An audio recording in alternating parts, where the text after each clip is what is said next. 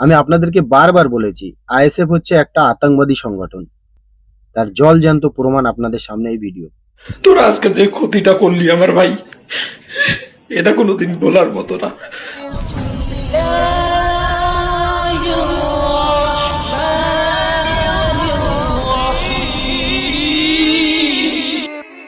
প্রিয় দর্শক, আপনাদের স্ক্রিনে এই যে ভিডিওটা চলছে, এই ভিডিওটা আমি অত্যন্ত দুঃখের সাথে আপনাদেরকে শেয়ার করছি। দুটো ভিডিও আপনাদের কাছে শেয়ার করব। খুবই জঘন্য ভিডিও। এরকম নোংরা চরিত্র যে আইএসএফ এর, সেটা আপনারা প্রমাণ পেয়ে যাবেন এই ভিডিওতে। ভিডিওটা আপনারা ভালো করে দেখেন। এই মানুষটার কোনো রাজনৈতিক দলের সাথে কোনো সম্পর্ক নেই। বিজেপি বলেন, আইএসএফ বলেন, টিএমসি বলেন, সিপিএম বলেন, কংগ্রেস বলেন, কোনো রাজনৈতিক দলের সাথে এনার কোনো সম্পর্ক নেই। তারপরেও এই মানুষটার বাড়িতে আইএসএফ এর কর্মীরা বম মেরেছে, বাড়িটা ভাঙচুর করেছে জঘন্যভাবে। এবং এই মানুষটার বাড়িতে চারটি গাড়িটাকে পুরো ভেঙে দিয়েছে একদম। এই মানুষটার বাড়িতে ফ্যামিলি আছে। ঠিক সেই সময় এনারা যখন বাড়িতে ছিল, সেই সময় এনাদের বাড়িতে বোম মারা হয়েছে। তারপরে গাড়িগুলো ভাঙচুর করে চলে এসছে। এনাদেরকে খুঁজে পাইনি। যখন এনার বাড়িতে বোম মারা হচ্ছিল, যখন এনার বাড়িতে ভাঙচুর করা হচ্ছিল, ইনি তখন স্ত্রী পরিবারকে নিয়ে খাটের নিচে লুকিয়েছিলেন। এবং এই সকল জঘন্য কাজগুলো করেছে আইএসএফ এর লোকেরা। আমি আপনাদেরকে বারবার বলেছি, আইএসএফ হচ্ছে একটা আতঙ্কবাদী সংগঠন। তার জলজ্যান্ত প্রমাণ আপনাদের সামনে এই ভিডিও। এই মানুষটার কোনো পলিটিক্যাল লিডারদের সাথে কোনো সম্পর্ক নেই। এই মানুষটার শুধু একটাই দোষ, এনার এলাকায় যখন মুফতি আব্দুল কাইয়ুম সাহেব জলসায় যান বা যে কোনো প্রোগ্রামে যান, তখন এই মানুষটার বাড়ি গিয়ে ওঠা বসা করেন। এবং যখন সেখান থেকে ফিরতে না পারেন, তখন এই মানুষটার বাড়িতে মুফতি আব্দুল কাইয়ুম সাহেব থাকেন। মুফতি আব্দুল মাতিন সাহেব ভোটে দাঁড়িয়েছে, কিন্তু মুফতি আব্দুল কাইয়ুম সাহেবের সাথে ইলেকশনের বিষয়ে তার কোনো সম্পর্ক নেই। তারপরেও শুধুমাত্র মুফতি আব্দুল মাতিন সাহেবের ভাই মুফতি আব্দুল কাইয়ুম সাহেব এই মানুষটার বাড়িতে ওঠা বসা করে। তারই কারণে সেই ব্যক্তির স্ত্রী পরিবারের সাথে এই জঘন্য কাজটা করেছে আইএসএফ এর কর্মীরা। এবং এই ব্যক্তি ভিডিও করে নওশাদ সিদ্দিকীর কাছে পাঠিয়েছে। পরের দিন সকালবেলা আইএসএফ এর নেতারা এসে এই মানুষটার কাছে ক্ষমা চাচ্ছে। একটা কথা আমার ভালোভাবে মনে রাখবেন, আজকে বিজেপির লিডারদের দেখেন, তারা ঠিক এই ধরনের বার্তা দিচ্ছে, কিন্তু কর্মীদের কাজ জঘন্য। ঠিক সেই জায়গায় দাঁড়িয়ে আইএসএফ এর নেতারা ঠিক এই ধরনের বার্তা দিচ্ছে, কিন্তু কর্মীদের কাজ ঠিক আরএসএস বিজেপির মতো। এরই জন্য আমি আপনাদেরকে বারবার বলেছি, আইএসএফ বিজেপির নাজায়েজ সন্তান। এখন আমি আপনাদেরকে নওশাদ সিদ্দিকীর একটা বক্তব্য শোনাবো। এই বক্তব্যটা শোনেন। আপনাকে জানাচ্ছি, আমি আমার ফোন নাম্বার, নিজের পার্সোনাল ফোন নাম্বার দিয়ে দিয়েছি। যদি কারোর সাথে অন্যায় হয় ফোন করো। এবার কি হচ্ছে অনেকে জানেন, ফোন করে বলছে বাড়ি ভেঙে দিয়েছে। কে ভেঙেছে? আর আপনার যে বাড়িটা ভেঙেছে তার একটা ছবি দেখান। এখন আমার নওশাদ সিদ্দিকীর কাছে একটা প্রশ্ন। উনি নিজের নাম্বার পাবলিশ করেছেন।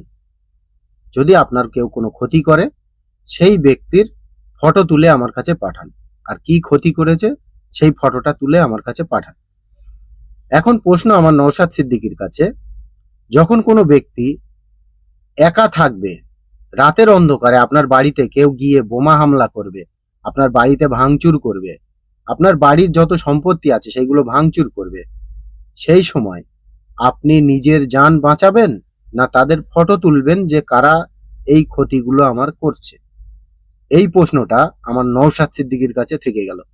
এখন আপনারা ক্লিয়ার পরিস্থিতিটা দেখেন যে কিভাবে তার বাড়িতে ভাঙচুর করা হয়েছে, তার বাড়িতে বোমা হামলা করা হয়েছে, চারটি গাড়ি পুরোভাবে ডিস্ট্রয় করে দেওয়া হয়েছে। মানে ম্যাক্সিমাম এই মানুষটাকে এখন রিকভার করতে গেলে ম্যাক্সিমাম 10 থেকে 12 লাখ টাকা খরচা হবে, তারও বেশি। এই খরচাটা কি নওশাদ সিদ্দিকী পে করবে? যে নওশাদ সিদ্দিকী এত বড় বড় হাঙর দিচ্ছে, সেই নওশাদ সিদ্দিকীর কাছে আমার একটা চ্যালেঞ্জ, এই যে ক্ষতিটা আপনার পার্টির কর্মীরা করেছে, এই ক্ষতিটা আপনি পূরণ করেন। তারপরেই বাংলার মানুষ এটা প্রমাণ পাবে যে আপনি বিজেপির দালাল না। কেন এই মানুষটার ক্ষতি করা হয়েছে? ইনি তো কোনো পলিটিক্স করেন না। শুধু এই একটা কারণ যে মুফতি আব্দুল কাইয়ুম সাহেব এই লোকের বাড়ি গিয়ে ওঠা বসা করে? তাহলে কতটা জঘন্য তোমরা রাজনীতি করছো তোমরা নিজেরাই ভেবে দেখো ভালো করে। আর আমি কেন বারবার বলছি যে আইএসএফ বিজেপি আরএসএস এর নাজায়েজ আওলাদ। ঠিক আজকে সন্ধ্যাবেলা একটা খোঁড়া, সে নিজেই চোর, সে আমার দোকানের সামনে এসে লেকচার মারছে যে সবার নাম কিন্তু জমা করা হয়েছে।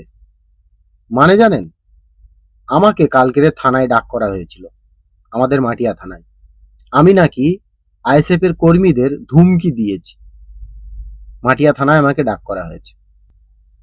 এখন যে কর্মীটাকে আমি ধুমকি দিয়েছি সেই কর্মীটা আমাকে সামনে এসে বলুক যে তুই আমাকে ধুমকি দিয়েছিস। আর বিশেষ করে মাটিয়া থানার পুলিশ কর্মীদের কাছে, বিশেষ করে বড়বাবুর কাছে আমার রিকোয়েস্ট, কেউ যদি আমাদের নামে কমপ্লেন করে আপনারা একটু প্রমাণ চেয়ে দেখবেন তারা প্রমাণ দিতে পারে কিনা।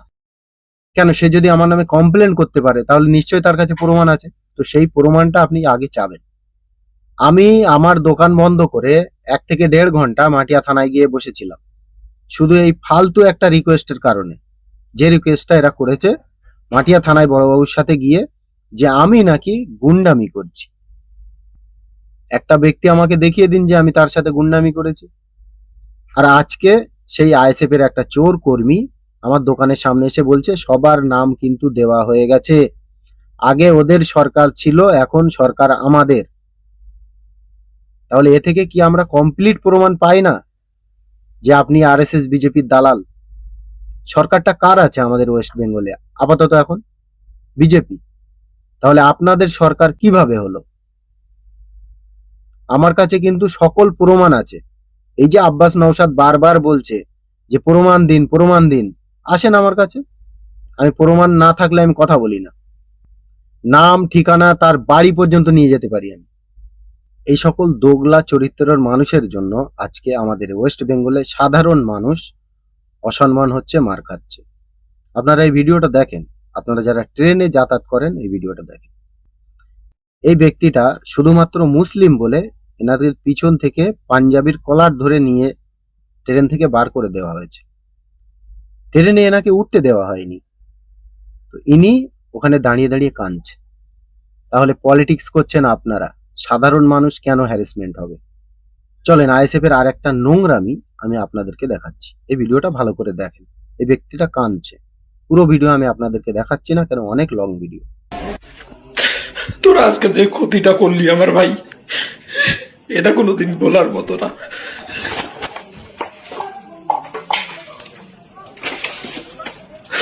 যারা তৃণমূল করতো তাদের তোরা কিছু করতে পারলি না, তারা পালাই গেছে বাড়ির থেকে, চাই না।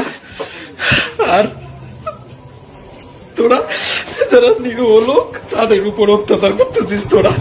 এখন ভাবেন আপনারা আইএসএফ এর যে কর্মী তারা কতটা জঘন্য, কতটা নোংরা মেন্টালিটি আইএসএফ এর কর্মীদের। এই ভিডিও থেকে আপনারা প্রমাণ পেয়ে গেলেন।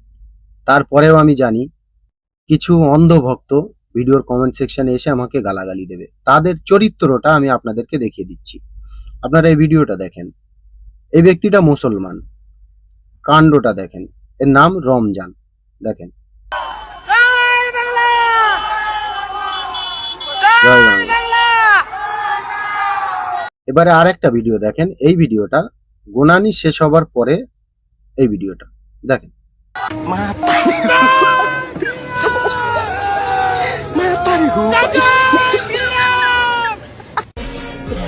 দেখে হয়তো আপনাদের হাসি পাচ্ছে, আমারও নিজেরই হাসি পাচ্ছে। তো আজকে এই যে মুসলমানের অবস্থা, এই যে মুসলমান মার খাচ্ছে এই ধরনের দোগলা চরিত্রের মানুষের জন্য। নাম এমডি রমজান।